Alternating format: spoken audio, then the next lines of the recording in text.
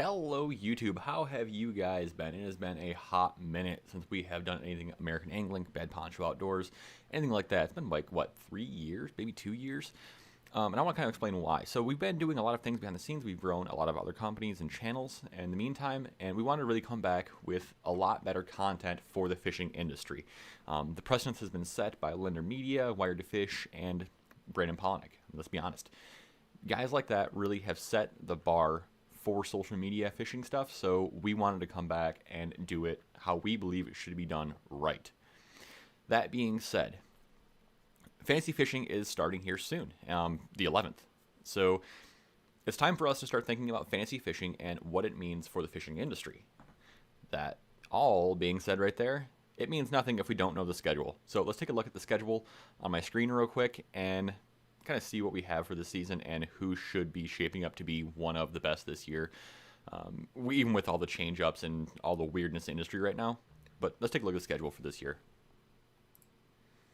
So taking a peek, what we see is the first event is going to be on the St. Johns River, the 11th to the 14th of February. And that is what this fantasy fishing is about. So after that, we've got February 25th and 28th, it's Tennessee River. And that event could be really interesting. Water temps should be on the rise. That said, we've got Arctic air coming in right now, so it could be a really interesting time for that fishery. Fish could shut right down, or they could, perk back up depending on what the weather wants to do by that point. March 19th to the 21st, we have got the Classic for Academy Sports, presented by Hook, over on Ray Roberts in Texas. And notice that this year there's 3 Texas tournaments, and that sets up really well for guys like Paul Mueller, and the older guys that have been around for a while. They've had experience on these fisheries that a lot of other guys and the younger guys just don't have, which, comes with time. That being said, going back to Sabine on April 8th to the 11th, the Sabine River has put out some insane weights, so it's no surprise they're heading back there. And it's not only the weights, but the actual crowd themselves that gather for Sabine are phenomenal, and it's always an impressive time to be at the Sabine River. Lake Fork, April 22nd and 25th, because Lake Fork, let's be honest, it's just a staple fishery for Bassmaster, MLF, anything. It's a staple fishery. After that is Neely Henry over in Alabama on May 6th to the 9th. So, I'll be honest with you, I don't know much about that fishery at all. It's not my gig. I'm a northern fisherman, so not surprised there. May 20th to the 23rd, we have Lake Gunnersville, which by that point could be putting fish off of ledges or just starting to figure out things like that. It's going to be probably more likely postponed, obviously being that late in the year. But what is that going to do for the fishery with all the craziness that is the environmental stuff right now? There's a lot of things going on with lake levels that people are talking about and river levels that people are talking about that are going to be impacted by the new administration. And I think that could play a factor in all of this. So keep an eye on that kind of thing as well if you're fishing these tournaments. Or, any tournament really. Then we have Pickwick on June 10th to the 13th. Pickwick is, again, a staple lake. It's been in the series for, I don't know how many years, forever, basically. It's just one of those fisheries that always produces good weights. Nothing great, nothing crazy, but just good weights and a good time.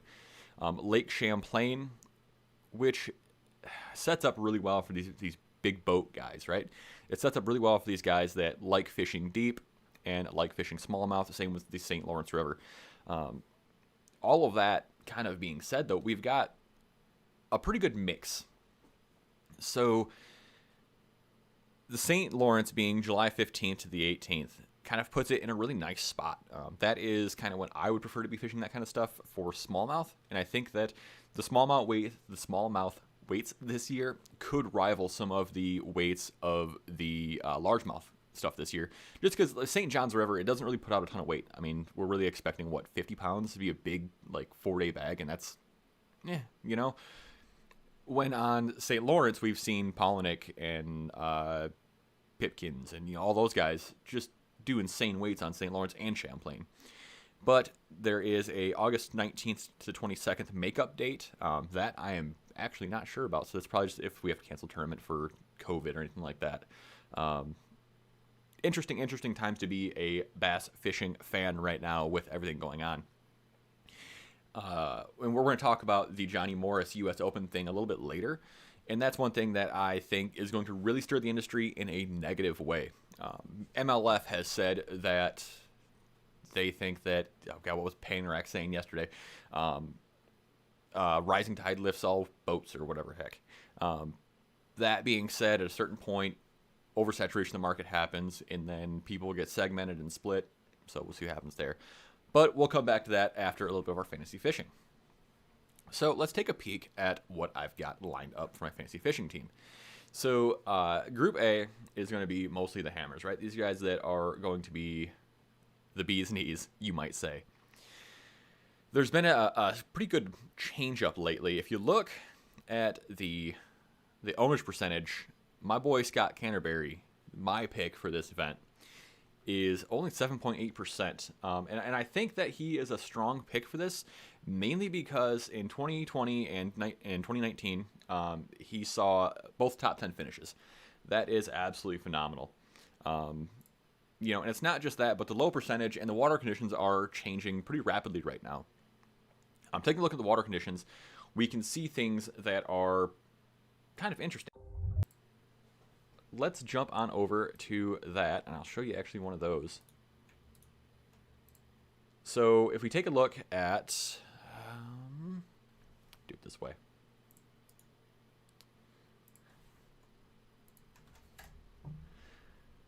Now, mind you, the water temperature and levels and all that stuff's different depending on where you're looking at and what marker and what location and da-da-da-da.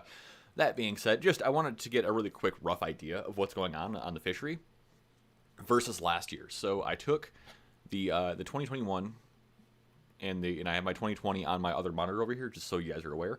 In 2020, the average for the 7-day period that was like a right now 7-day period was 59.75 to 61.25 degrees. So that's 59.75 to 61.25 degrees. So that's a really small swing. It's like a 2 to 3 degree swing, depending on craziness of the week. And that's just the average. We were seeing higher temperatures up until the last couple days.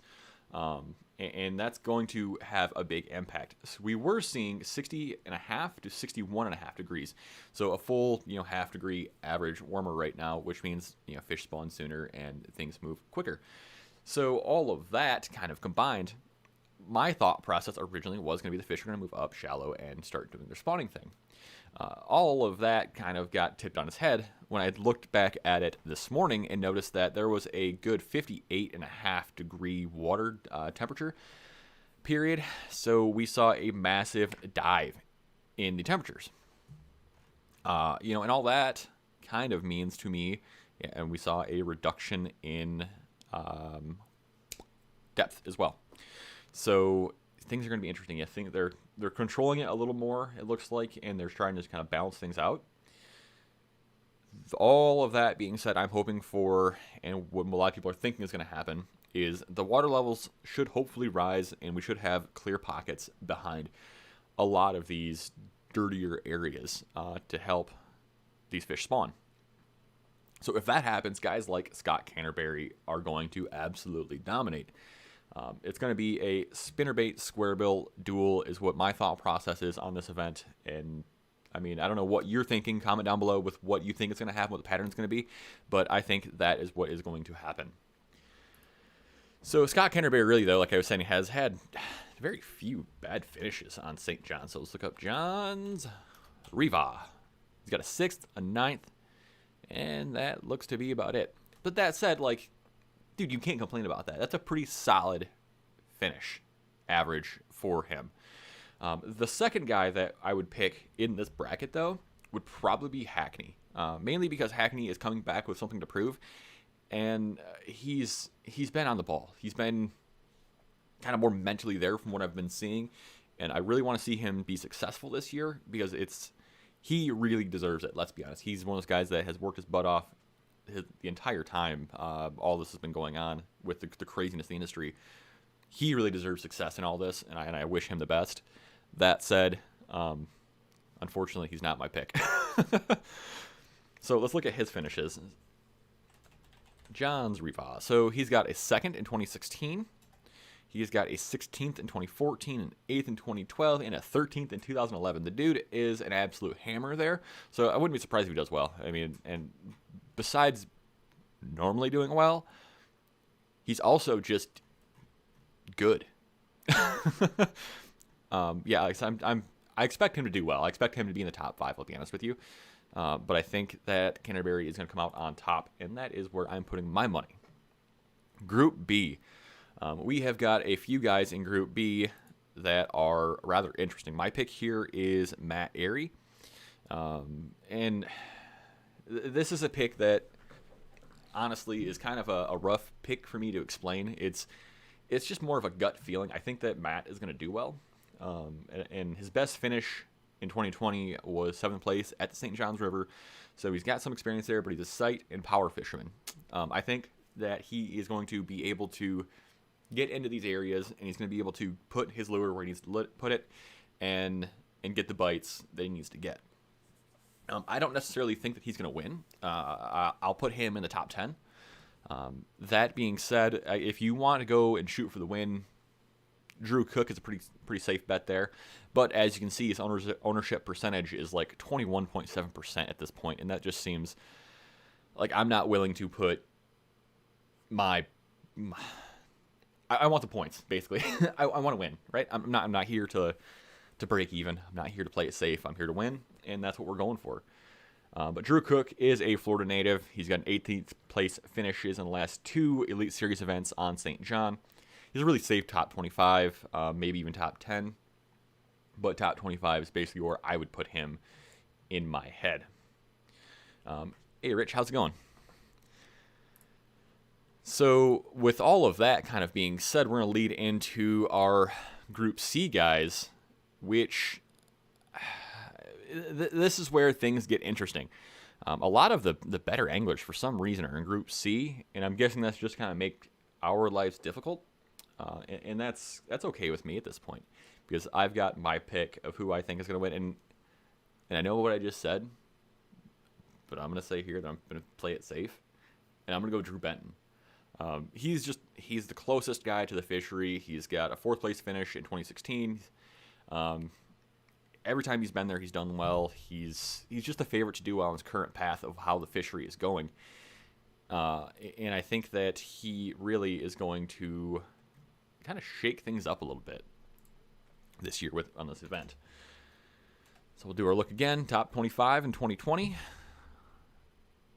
21, and 19. I mean, the dude, he doesn't have a ton of experience officially on the river. 4th place in 2016, but that said, the man's a local basically, so he's got to have some experience, and he does well, so it's a pretty safe bet, I would say, to do at least top 10. I'll give him top 20. How about that? We'll give him top 20 for sure. Really, though, I had a hard time coming with a Group C here. And yeah. And I mean, the Group C here is basically it's anybody's pick. I think all the pundits pick different people basically for Group C. I think that we're going to see Keith Combs is a pretty safe bet if you want to go somebody a little riskier. Swindle is always decent in Florida, never great, but decent. And I don't know enough about Brandon Cobb's personal style to know whether he's going to do well in this, but I think that he evidently is going to do well based on 16.3%. But yeah, I'm going for the safe bet with Drew Benton, and that's just, it is what it is. But there's a guy in Group D that actually has the most interest in my eyes. I think that we're going to see some goofy names popping up here in the next little while. And I think that Destin DeMarian is going to be one of those names. I think that he's guided out of this kind of area for a while. He knows the fishery. Look here. It's true. Pundits don't know anything. That said, The rapidly changing conditions, require local knowledge, and I think that all these guys that have local knowledge and have fished these fisheries before will have an idea of what the heck's going on. So they'll have just ideas, little pockets here and there. That said, Cliff Prince is like the local for this, so he is an extremely safe bet. 30% is what everybody's saying. Then John Cruz has got another basically 30%, 29%. But Destin he's never really done that well in a tournament on St. John's, but I think that with his knowledge, he could have an upper hand if things go either direction. If they lower the water levels, he's going to have an idea of where the fish like to stack up. If he finds fish in hidden pockets, he'll understand when and how the water moves because he's been around. But, John Cruz really would be my other pick here. And he was my higher pick up until I saw the ownership percentage really jump. Second place in 2020, the man caught his personal best 11-pound largemouth, 11-pound plus largemouth on St. John's in 2019. So he likes this fishery, and he's fairly excited according to interviews, which is what I like to see. Because if you're going into these fisheries with the mindset of I'm pumped to be here, you're going to catch more fish. That's just kind of mentally how it works, at least for me. And I imagine these guys are the same way. If it turns into a flipping, frogging, sight fishing shootout, John Cruz could be a good bet. He's obviously a lure designer, so he spends a lot of time looking at how fish react to things and little things like that. And I think that the rookie year definitely was a thing for Destin, that sophomore year, he's just going to get things more figured out, and that's just kind of how it is in fishing. The first year is going to be rough. Second year is going to be, all right. Third year, I think he's going to come in and he's going to be a strong voice. But I want to see guys like Destin do well, and that's kind of what I'm hoping for with the shake-up, is we get some new names other than just the basic Kevin, Swindle, all those. Yeah, Cliff Prince should win. By the numbers, he just kind of should win. But will that pressure of being called the Prince and being told he should win get to him? The man's pretty calm and cool, so I'm going to guess not. But the hive mind says Cliff Prince and John Cruz are the picks for D, but they are not my personal pick. And then let's go to Group Group E. So Group E is Rick Clunn. It's just Rick Clunn. That's what people are calling it, evidently. My pick, however, is going to be Mark Menendez. Really, it's just one of those picks that, the dude's been there. He's done okay. He's been around. He knows what's going on. And I think that Menendez is kind of in the point in his career where he needs to start making some jumps and making some moves, a lot like Mueller did. I think Mueller understood that last year, where he's like, all right, I'm to the point in my career where I need to hit it and make it happen. Paul Elias has done the same thing on Sabine. These older guys still have some haymakers left in them, and I want to see Menendez come in and do it strong. But he's had a roller coaster of finishes on St. John's, so it's hard to say how he's going to do. The safe bet, like I said, is Rick Clunn. He's got a couple of wins on St. John. He's going to 2021 hot. He's probably the winner. One of the winners, along with Cliff Prince, based on past patterns, how he fishes, how things are going to lay out, and just kind of how everything should play out. But really, there's not that many solid picks. We've got Brian Snowden, which should do well. Gary Klaus should do well. Hightower should do well. The St. John's is fishery that really, if you're a river guy, you should do well on. It's a pretty basic river as far as I've been experienced. Yeah, and that's kind of what my thought was too, though, is either he's going to come in terrible because of the rust, or he's going to come in super hard to try to show that he's still a factor. And really, with Pure Fishing, Strike King, and all the other major companies dropping these dudes like flies, they really need to start showing up to these events, which I think we all can agree. The entire job of these pros is to sell product. And these pros sell product basically by winning. And if you want to secure your sponsors for the next year and keep going, that's what you got to do. And that, I think, is what a lot of these guys are butting up against right now. The non-endemic sponsors are dropping out like crazy for some reason all of a sudden, it seems like. And the endemic sponsors are dropping out all of a sudden. And these guys are now having to found their own companies. I mean, John Cruz, for instance, to keep going. But, the pattern where I left 2 years ago was just that. Was the industry was failing, basically, and things were changing for these pros. But it ended up, I think, being better that some guys just couldn't make it, couldn't hack it. And I definitely fall in that category. At that point, I couldn't hack it, which is why I took a step back, and we're coming back this year. All of that being said, of course, we got to pay our bills. So a few things we got to talk about really quickly is the Rapala ripstop, I think, is going to play a big factor this year in a lot of these tournaments. The ripstop and the jerkbaits in general are going to be huge in the smallmouth fisheries later on in the year. And usually the good jerkbaits become hard to find in the north. So if you are a northern fisherman, buy them now before ice out because they're going to be hard to find. Links are in the description.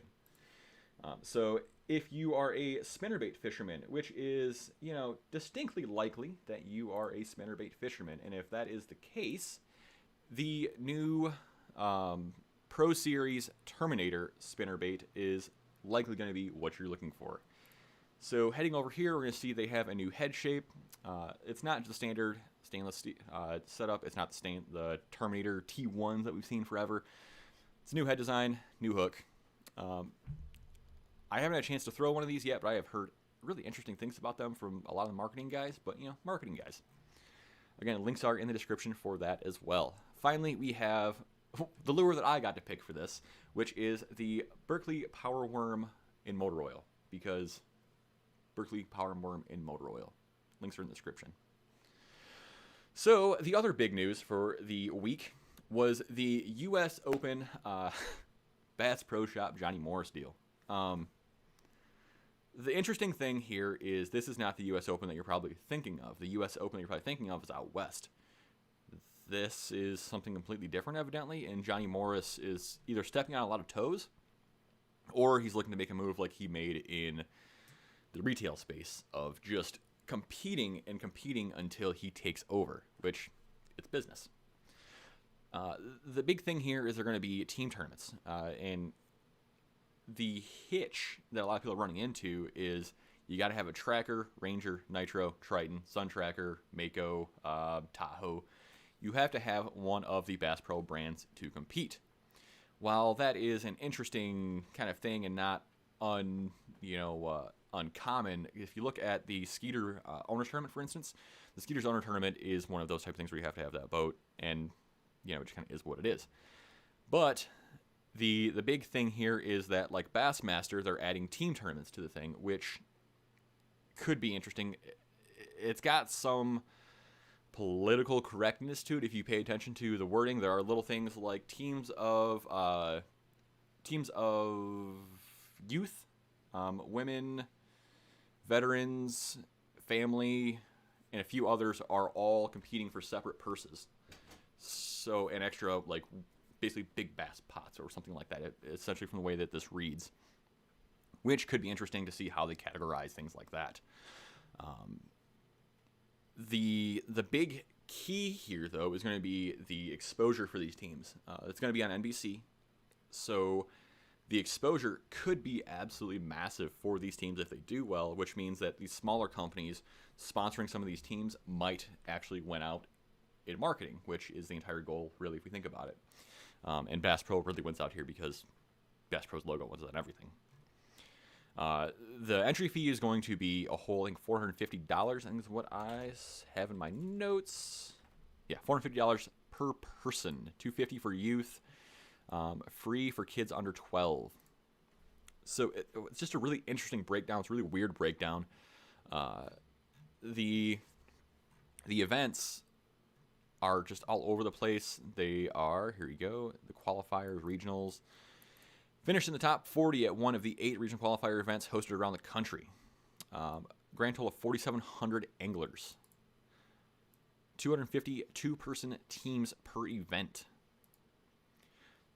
And they've got like Bill Dance and I mean a bunch of old school pros are coming in to support this thing. So if you want a chance to meet some of your idols, this might be a great way to do it. It's just a very interesting tournament series that could shake things up for a good way or a bad way. We're not really sure yet.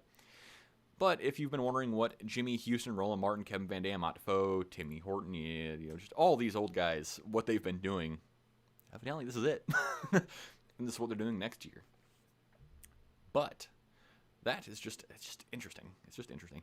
There are links in the description down below, guys. If you are interested in checking any of this out, feel free. We also have our new website, redone website up. If you check out our website, you will notice that it has constant feeds from all of the news sources feeding into it. So keep an eye on that because there is stuff from all over the industry and not just bass fishing, but also salt, bluegill, crappie, basically you name it. It is getting loaded on there now as we speak.